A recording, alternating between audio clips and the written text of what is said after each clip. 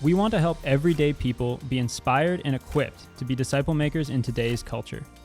We think there are more and more people who want to make disciples of Jesus, and we want to help you so that you can.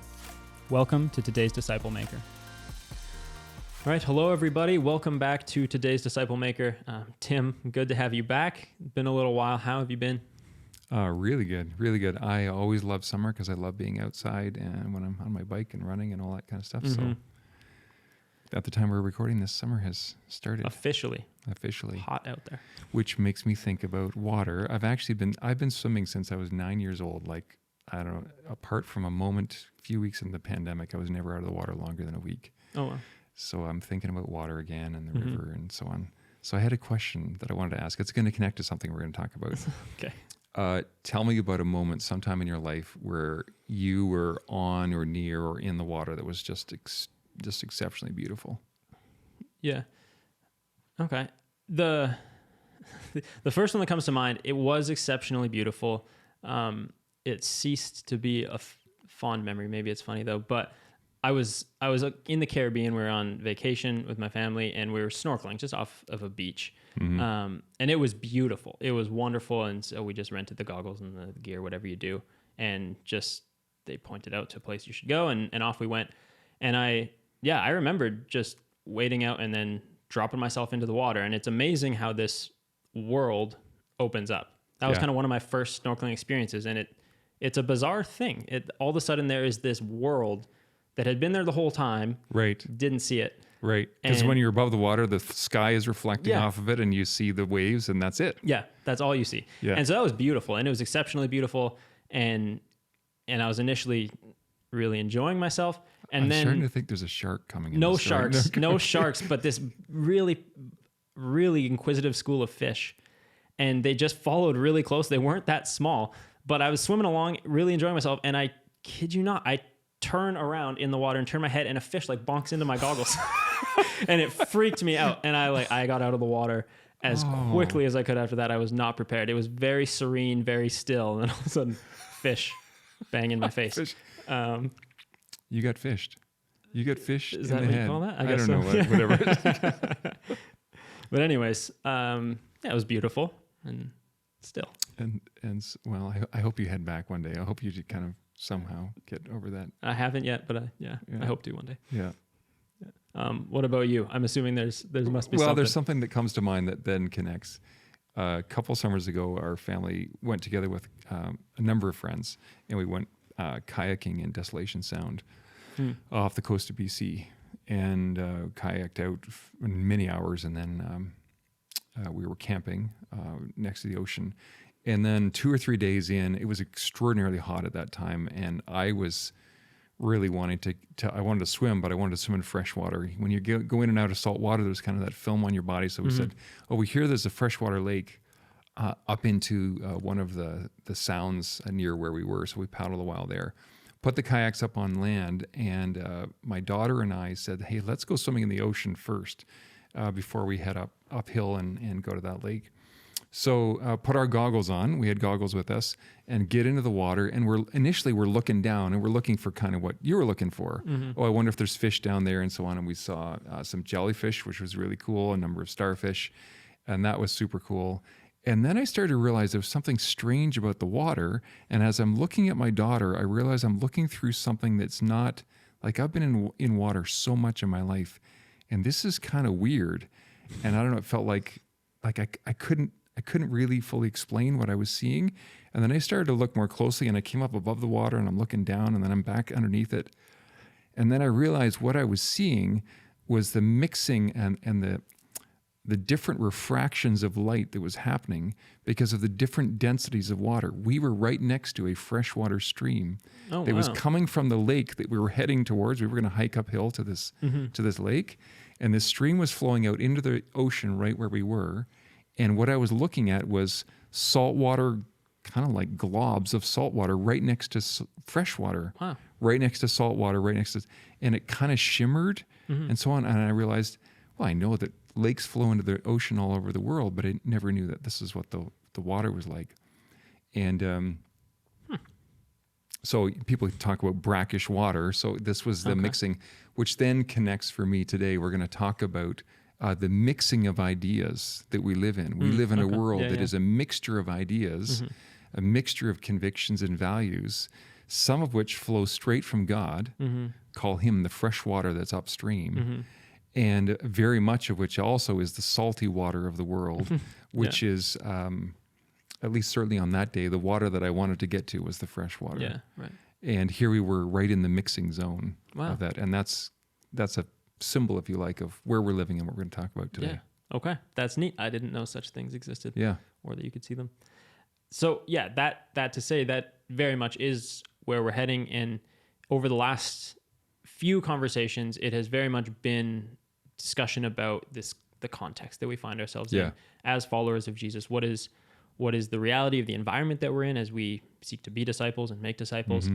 And in the very last conversation, we turn to look quite specifically at ideas and moral ideas in particular, and what we're kind of up against, so to speak, in terms of the voices of the world versus the voices of Jesus.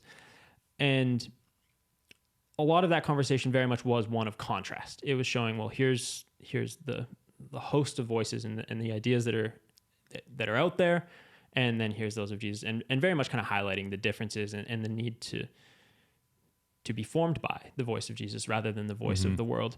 But there was something in the conversation that we picked up on that throughout history, especially in our context, where you look at where we are in Canada, we are a nation that was formed historically by nations that would call themselves Christian nations.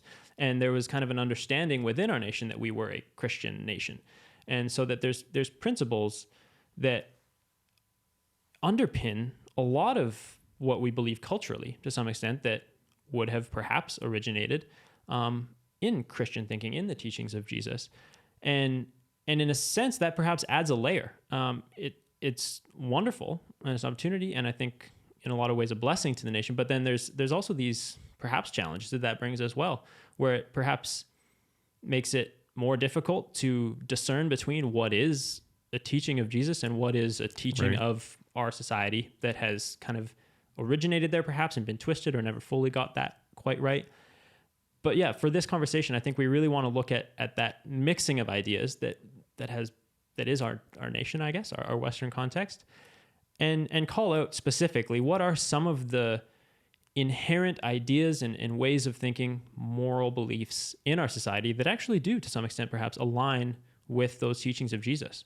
And what do we make of those? How do we relate to them? Yeah. And so I don't know if right off the top, if you're able just to share a few to kind of get us going in that direction. And I like where you said, and what do we make of those? I think it would be important for us to return there at the end. So what do I do with this now that I've discovered this, or now that I can see this? But let me first go back to water before I get to those. There's 7 I want to name, and there's 2 that we're going to zero in on, focus in on today. Yeah. So I get these observations from this book that I read last year called The Air We Breathe by Glenn Scrivener. I think he's an Australian Christian and a thinker and writer and pastor.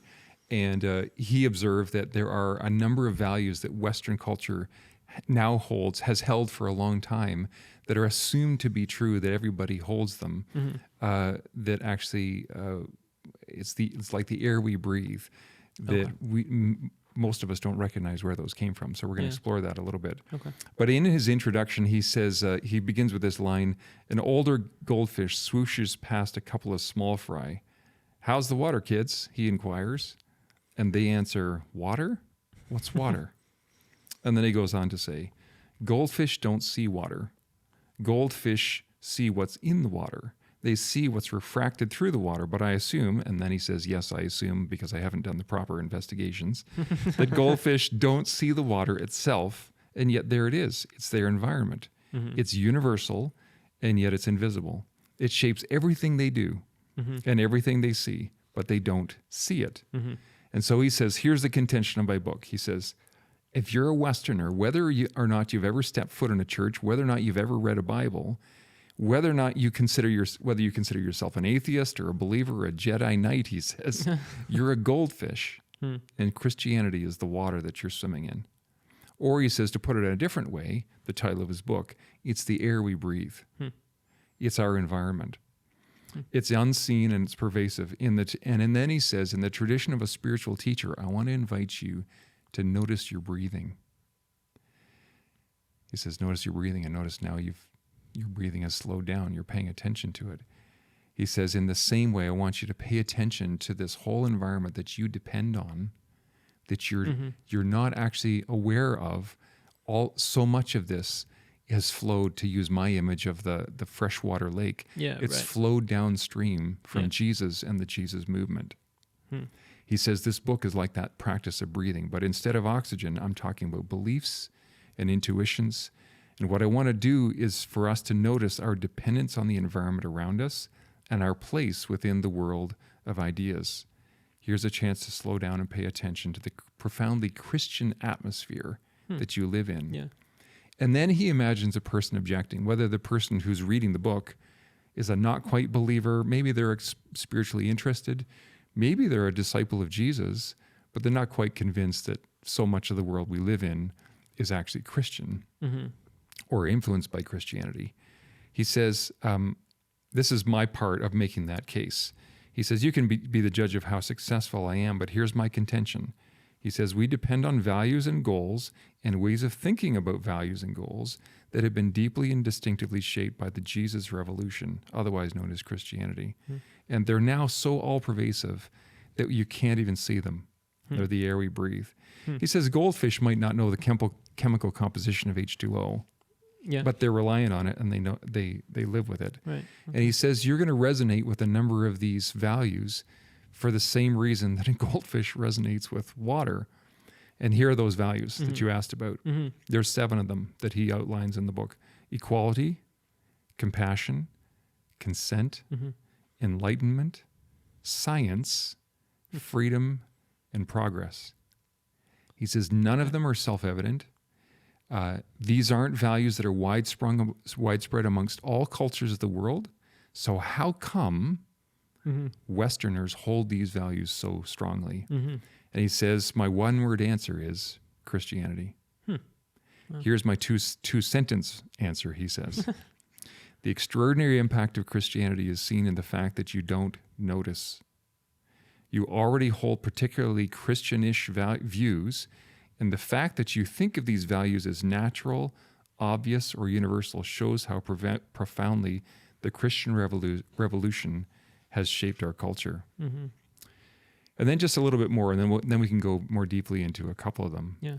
He says and this was really helpful for me.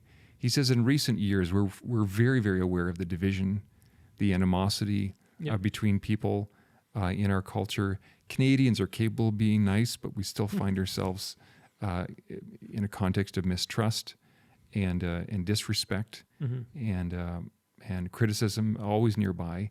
And yet at the same time, as much as that is going on, there are still these values holding on for pretty much everybody believes in these things. He writes, in recent years, cavernous fault lines have emerged in Western society. Some people will blame 9/11. Some people will blame the pandemic. Others will blame a very polarizing U.S. president. Others will blame social media. He says, but no matter where you line up on these cultural divides, the values we appeal to remain. And so let me just add his sentence that he adds behind each of those values, and then we can talk further about a couple of them. He says, consider equality.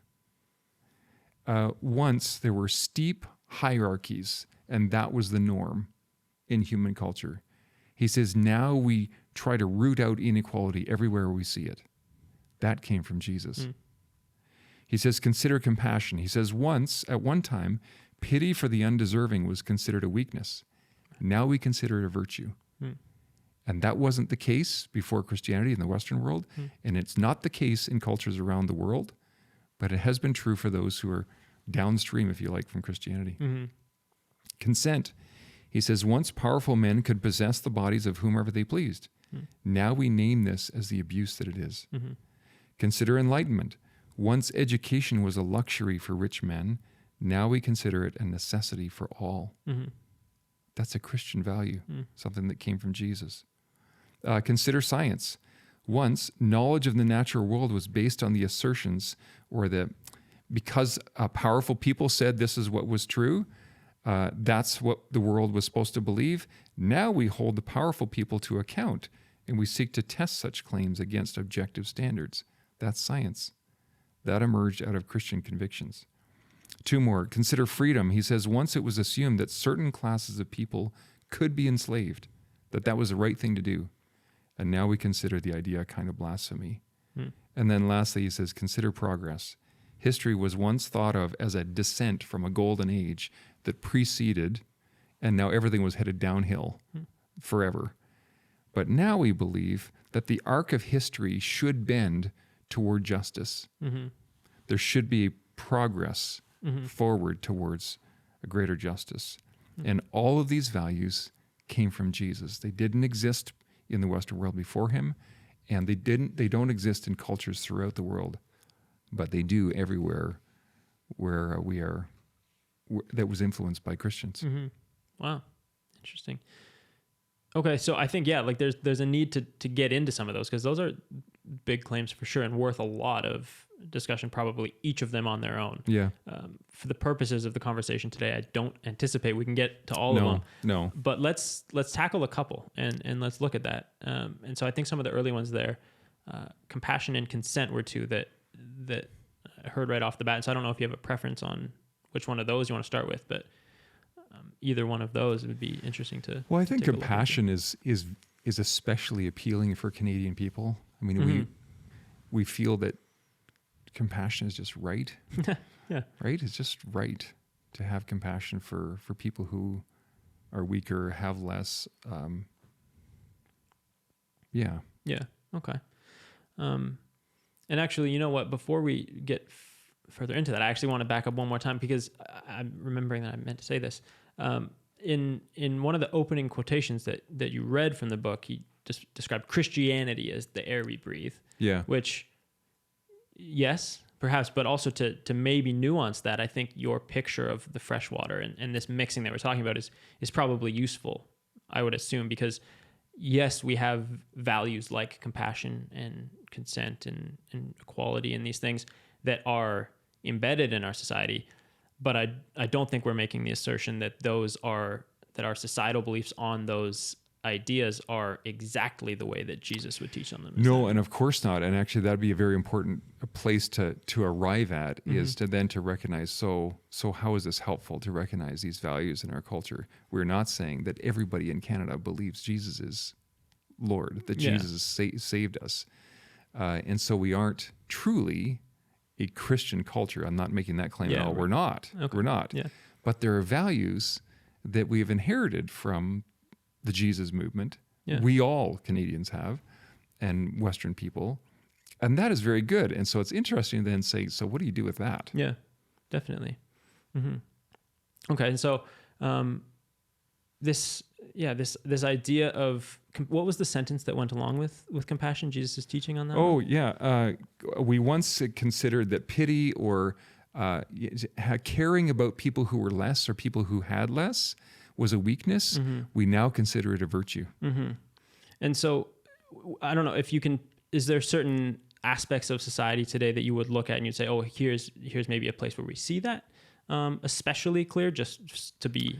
Yeah. Like, I think you see that value expressed in a classroom. Today, in a school classroom, there is a universal belief that regardless of somebody's status, strength, weakness, height, short, whatever, right? Yeah. Mental acuity or whatever abilities or strengths or weaknesses or limitations you have, we should love and be kind to all. Or go a step further, compassion is not only identifying with someone, but actually there's an element to it that's redemptive. Like I want to help the person who has less. I'm a tall person. We want to reach for something higher up. This is a silly example, but it would be a right thing for me to be kind and have compassion on the person who's shorter, who can't reach the thing. Yeah, right. Of course I'm going to help them. That's a Canadian value. Yeah. You say, well, of course. Or go further, things in our city of Edmonton, like Hope Mission and Mustard Seed, or is it called Boyle Street, or a number of initiatives in our city, initiatives that there are to help women who have been abused, a number of initiatives that would try to put breakfasts, make sure every kid has a breakfast. All of those are assumed to be good things. That's compassion at work. Yeah, right. Right? And those are assumed by all people to be good things. Yeah. Wow. And then number 2, consent, I think is an interesting to talk about. And so some examples there, where is there specific ideas of consent? Because that can mean lots of things. Yes. Yeah, I think like very broadly, the value of consent now includes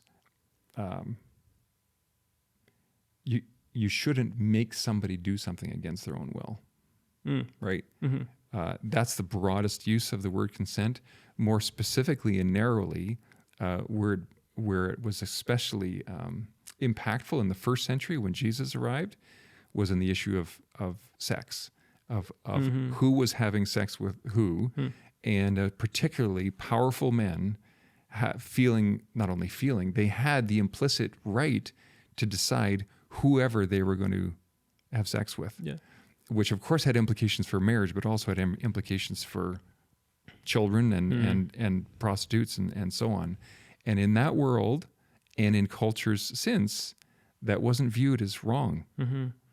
But it came to be viewed as not only wrong, but very wrong and very objectionable. And that's objectionable today. And that all came from Jesus. It began with Jesus. Wow. The idea that consent was the right thing, it was a value to hold and a value to stand for, began with Jesus. Yeah. Okay. And so then I guess there's this interesting tension, I suppose, so somebody that says, well, because it feels so intrinsically right. You know what I mean? And so maybe there's like a nature versus nurture idea there that people are trying to sort out for themselves and say, well, and do you think you can put a finger on it? Do those things feel so intrinsically right because we've just been told that for as long as we've been told anything, and it's ingrained that deeply? Or is there a deeper reason that you might point to that says, well, no, it's even beyond? Well, that's really interesting. And I am not I don't even know the term. It's more than a sociologist. Is it a ethno-sociologist? Oh, wow. Like to study the people groups of the world, and how many thousands of people groups there are in the world. I do know enough from a distance to know that not all cultures hold all convictions the same. And we could give, and a Western person might say, well, you might have a few isolated examples of isolated people groups, as in isolated from Europe's influence, not isolated with respect to themselves or to their neighbors, but isolated from the influence of Europe. And already you're onto something. Well, Europe was heavily influenced by Christianity. I'm not saying, just to insert this, that everything that flowed from the church was good. Right. We know there's lots that wasn't. Right.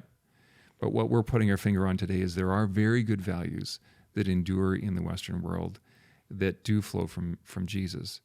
So then you're wondering, so why is it so embedded in me, these things? Yeah. Like compassion, of course, equality, of course, right? Consent, of course. Progress, of course. And somebody might say, oh, is that the image of God in every human being? Right. Well, you might, but why don't those values show up so strongly then in every people group in the world? Because they don't. Yeah. They don't.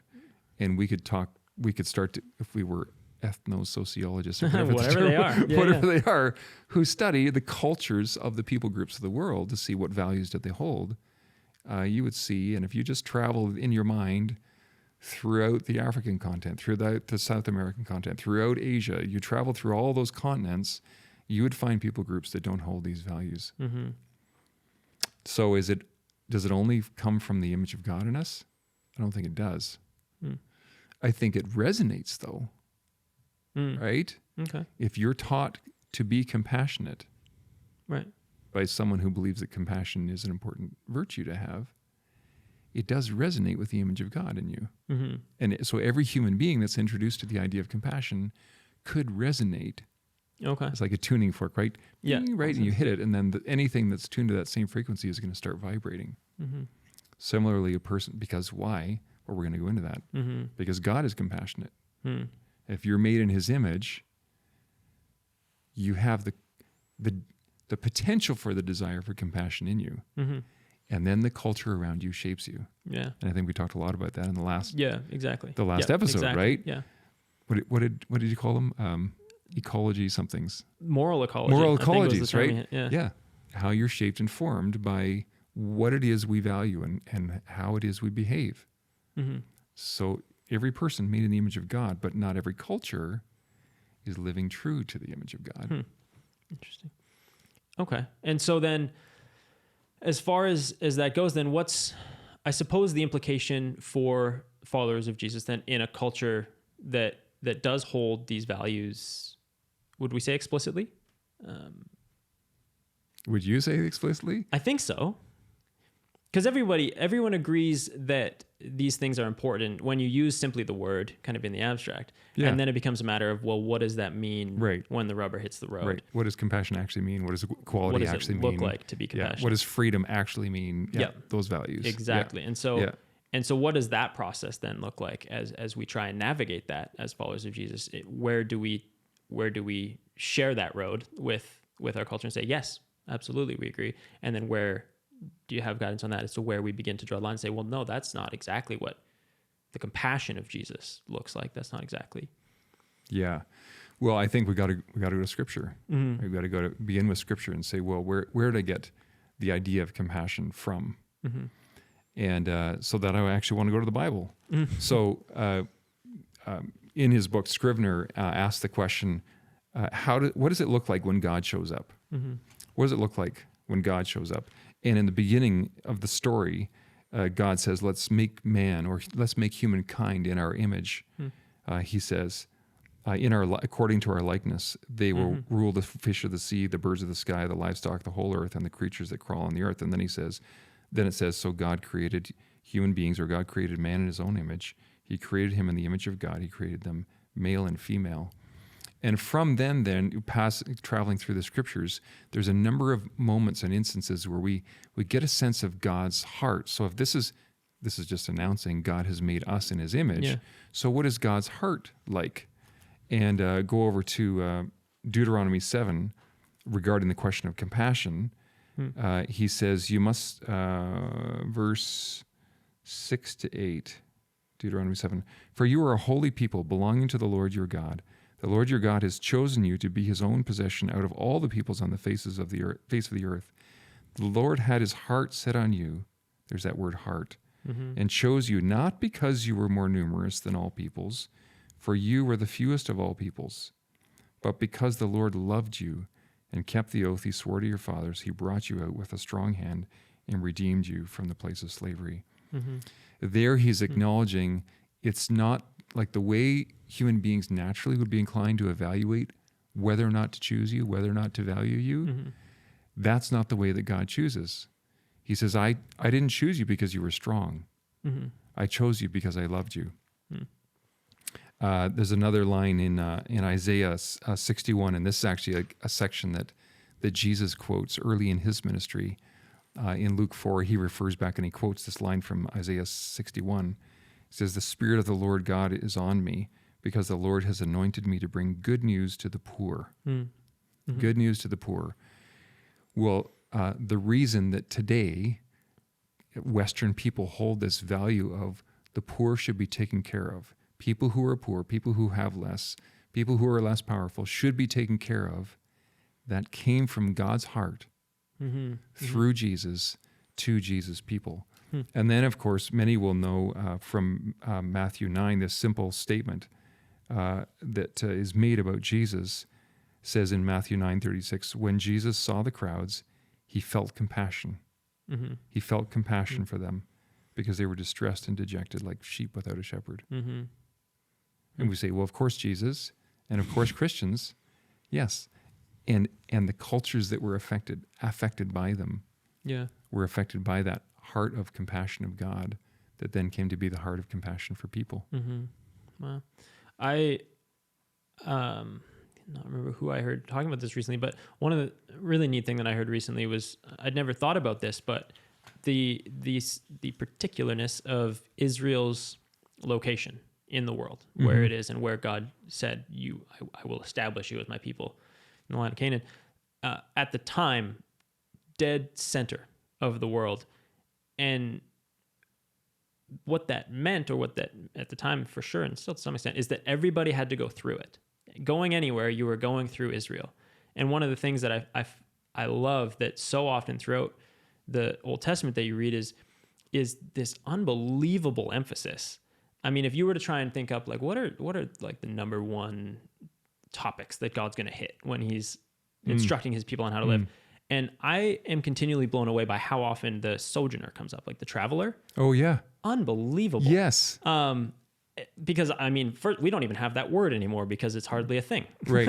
Right. Like it's not, traveling is not to at all the same extent this risky endeavor, right. vulnerable state. Today a traveler provides for themselves. Oh yeah. That generally, they come with cash in their pocket or a card that they can tap, and they provide for themselves. Not in those days. Right. The travelers coming through, they're dependent on on the places where they're. That's right. That's right. And there was this culture now of, well, yeah, we have a hospitality industry that's built on, okay, we'll take care of the travelers, no worry about that. Yeah. But back in those days, well, hold on. it was, we'll take care of them if they pay. Yeah, definitely. That is true.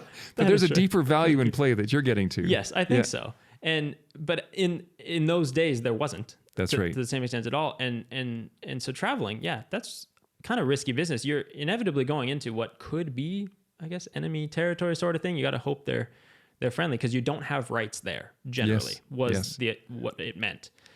But God is very clear to his people that no, those that come that are very vulnerable on their way through, when they're here, they're safe, and you're to treat them well. And so light bulbs are flashing for me. What is this? This reminds us of a story that's known all over the world. It's a Jesus story, the story of the Good Samaritan, right? Yeah. And he tells a story. Now he's creating a story because he's going to teach something. He's going to teach something about God's heart and the heart we are to have for people. And what happens? This guy gets beat up, left for dead, and who shows God's heart but the enemy, right? The Samaritan. Yeah. And that offends the person who thinks they're on God's right side and they're in God's good books. And he's calling us all, will you turn from your self-oriented, your protectionist kind of posture, and what many cultures of the world, a value that persisted in many cultures of the world would be, no, it's the ones who keep. It's the ones who have power, who maintain that status and power and don't stoop. But he says, not with you. Yeah. You're going to have my heart, which just like I chose you, you were a weak and small nation. I loved you. Now you're going to demonstrate that heart for people. I'm moved by this as I even talk about it. And yet we are not aware, because we're like the goldfish in the water. What? Water? What's water? We're not aware of what an extraordinary gift this is to humanity that came through Jesus.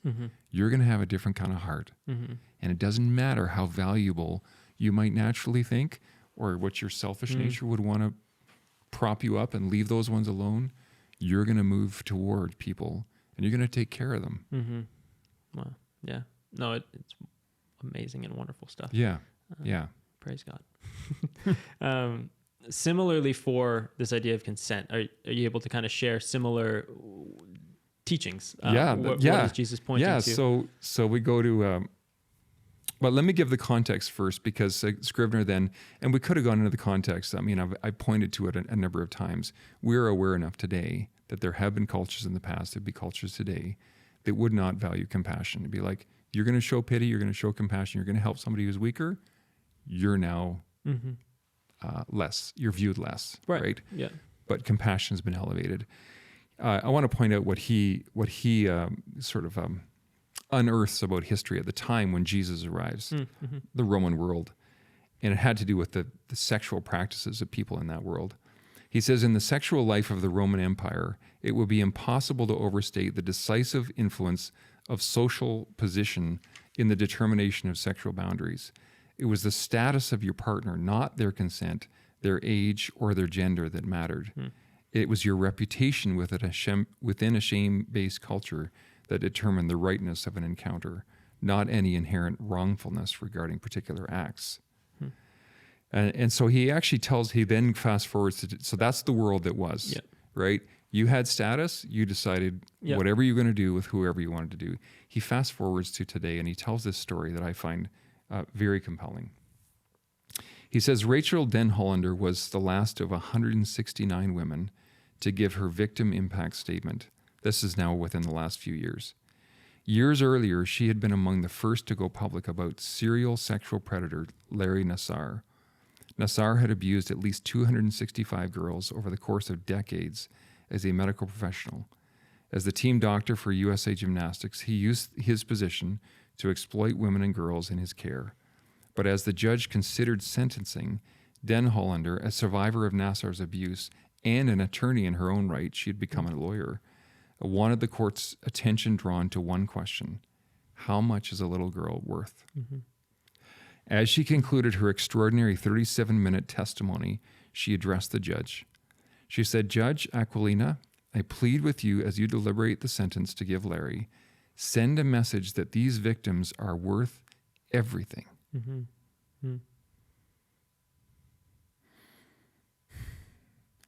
I plead with you to impose the maximum sentence under the plea agreement because everything is what these survivors are worth.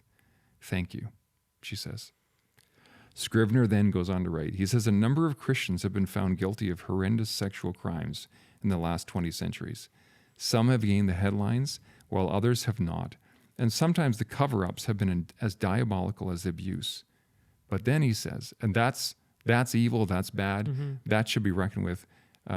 People should be held to account. But then he says, there is more than one sense in which Christianity has brought abuse into the world. This is important to catch. The Christian Revolution has given us the category for sexual abuse, a category that was unknown in the culture in which Christianity first spread. That world didn't have a category for abuse. Abuse wasn't a thing. And yet, Kyle Harper writes of the Roman world, the complete violent exploitation of women without any claim to civic protection was not an issue. In other words, our modern concept of sexual abuse would be nonsense to a freeborn Roman man because he believed that he held an unquestioned right to the bodies of whoever he wanted, children, prostitutes, slaves, women. And so what we might call abuse was to him an obvious right. So why the shift? Why the change? Yeah. So I'll finish with this section, then we can talk some more about it and where did this come from in the scriptures? He says, but now people might think, he said, okay, so how the revolution that has happened, that has overturned many of these views, started in the 1960s as well. Some things moved forward in the 1960s, but the revolution started a lot earlier. He says that first century, the time of Jesus, the first century revolution, has given the world certain understandings of sex and love and freedom and choice and the body and family and gender and equality, which remain today, even among those who consider themselves far from the teachings of Jesus and his church. But he says, just like in the 1960s, in the early church, there was concern for gender equality. And he said, but in that day, the church imposed restrictions on men, the same restrictions that had always limited women. And it begins with Jesus. And he goes to Matthew 19. So can I read a piece of Jesus' words in Matthew 19?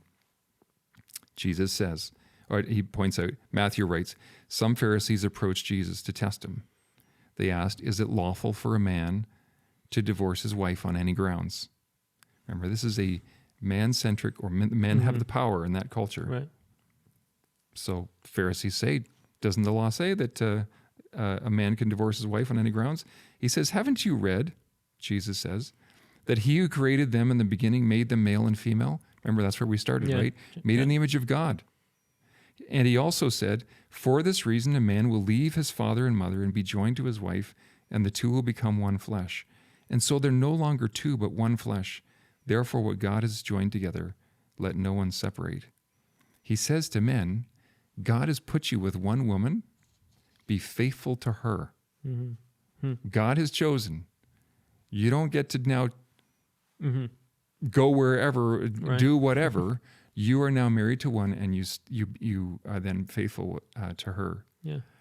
Why then, they asked him, did Moses command us to give divorce papers and to send her away? He told them, well, Moses permitted this because your hearts were hard. Yeah. Right? But it was not like that from the beginning. I tell you, whoever divorces his wife except for sexual immorality and marries another commits adultery. His disciples said to them, and Peter's amongst these. Peter's married. This is just crazy that they would ask this question. So if the relationship of a man with his wife is like this, it's better not to marry. If you're going to be stuck. Can you imagine Peter? Wait till he gets home and she hears. So it'd be better not to marry, right? Oh. And Jesus responds, not everyone can accept this saying, but only those to whom it's been given. Yeah. Here's the summary. Jesus says that marriage unites our bodies and our lives, and marriage is sexual, and sex is belongs within marriage. And this means that our sexual partner should only be our life partner. And from that flows this idea of consent. Right. And then there's other teachings in the New Testament. Husbands and wives submit to one another. This is a mutual relationship. Yeah. In 1 Corinthians, it talks about our sexual relationship within marriage and says you don't withhold from one another because God has made you one. Yeah. But it says it speaks both to the man, to the woman, and to the man. Yeah. Your bodies belong to one another. To us, that makes total sense. We say, well, of course, consent, and of course you belong to one another. But the world didn't always believe that. And in that world, the world that Paul is writing to the Corinthians, or Paul's writing to the Ephesians, that was radical. Right. Radical. That a woman could say, your body is mine, and then a man would say, I submit to you. Yeah. Right? We mutually submit to one another out of reverence for Jesus. That was a radical new order to humanity, and that came from Jesus. It comes from the heart of God. Yeah. Wow. And so then thinking about that, and then thinking about it in our context today, that those ideas are certainly underpinnings, and we see those, but then there becomes so much more that's built up onto it, right? And so even the idea of consent goes far beyond the idea of a marriage relationship and that sort of thing in our culture, of course. Yes. Right? Yeah. That's very natural. And so kind of to start going down a path that we alluded to at the beginning. So what do we make of that? Because there's obviously something wonderful there, that there is this underpinning that God deserves glory for, and that there are these good things that are instilled deep within our society. And so in some ways that must be good. But I imagine there's also challenges that poses for disciples of Jesus as they try and discern, well, how much of it is what Jesus taught and how much of it isn't. And so from a disciple making standpoint, maybe, how would you say that is to be approached as we are engaging with people outside of the church? Well, I like that question. I might have said, I don't think I've said this before in our conversations. I'm the son of, my dad was a principal and an educator for his whole career, 40 years or more. So that's the education system. That's the context that I grew up in. That was his world. And then I married to a woman my wife was first trained as a teacher, and she worked as a school teacher for many years. And so I'm familiar with that world and the voice of that world, if you like, and remain attentive to the voice of that world today. And there can be an assumption in the Western world that, again, education is one of those values that we hold, right? That people have a right to that enlightenment, right? Have a right to education, and there can be an assumption, even for the Christian today, that there's a whole lot of good that the education system can do, or there's a whole lot of look at the goodness of our culture and the good things that come from that. So do we really need Jesus? Right. look at how good our society is on the basis of these 7 that you list out. Oh, Yeah. the equality, compassion, et cetera, et cetera. Do we really need Jesus? And the road we start heading down is one in which you kind of use the image of, it's as if you're perched on a branch and you're turning back towards the trunk and you start sawing on the branch that you're Okay. that you're Yeah, sitting yeah. on. Yeah. Because eventually you're going to fall. Yeah. Eventually you're going to fall and crash to the ground. And it's because it's not realizing that all of those good things, those beautiful and good things, actually flow from Jesus. They originated in him. But if we start to cut him out, you say we don't need him now, we'll take the values, we don't need him. Right. You actually lose the whole life force, the whole source, the ongoing source of them. And so that's one challenge. The challenge for a disciple or disciple maker today could be just this temptation to believe, well, there's a whole lot of good we can achieve just through our education system or good moral teachings. Yeah. Or Right. enough political reform. Yeah. Enough political reform. There'd be a number of things we could reach for that we could say, because they're good, right? Because we assume that these values, or another challenge it could be, we could assume that good people came up with these values. Sure. Yeah. Good people came up with the idea of science. Good people came up with the idea of freedom. Yeah. Good people came up with the idea of compassion. Yeah. Was actually not true. And we're sharing that with one another and with people today. Those actually came from Jesus. And so you're now standing on a branch and getting the benefits of the branch that comes from that tree. But if you start sawing in the branch, okay, we don't need the source, you're going to crash to the ground because you're no longer connected to the ongoing source of compassion, the ongoing source of the one who teaches you what true equality means, what true freedom is, what the true direction of justice, where that would head. Yeah. So that'd be one challenge. That's a major one actually. Maybe that's the most important one, is just the belief that our society is going to be fine without Jesus because we've got these values. Right. Yeah. I guess I'll ask it a different way. Can you and I live perfectly true to those values? Right. No. And I can't. There's plenty of times where I'm not compassionate. Yeah. Where I am not just, where I don't behave with perfect equality. Yeah. I continue to live in a dependent relationship on the one who is compassion, Right. who is justice. And so I need that living relationship with him. And I keep turning back to him and say, so Jesus, help me to live true to who you are. Yeah. Right. I don't know if I answered your question. No, absolutely. Yeah. No, that's very much the challenge. And then, I mean, on the flip side, it seems like there's an opportunity, and I wonder if we tap into it enough, where I think there's a lot of, if you were to ask people who don't follow Jesus, what are the excellent things about our society? What are the values we should hold? They're probably going to come up with a list that sounds quite a bit like the one you've started with. Yes. And so, to an extent, do you feel, is that an opportunity that we are not tapping into enough to really be pointing to the world saying, yes, this is all exactly what we should be after, but it comes from somewhere. Yeah. And these aren't ideas of our own. Yeah. Yeah. Caleb, this is another way that you're good for me. Caleb, not only where's the challenge and where the problem, but where's the opportunity? No, that's really good. That's really true. And so I want to bring it right into the context of relationships that I have with people that I really care about, who don't yet believe in Jesus. And to point out to them the goodness. I think I could ask my friend that kind of question. What do you see as good in Canadian culture? And I would expect them along the way, if we had an evening together, we had a coffee conversation, they would get to, well, in Canada, no matter what your status, no matter how weak or strong you are, whatever else, you have access to care. You're going to be cared for.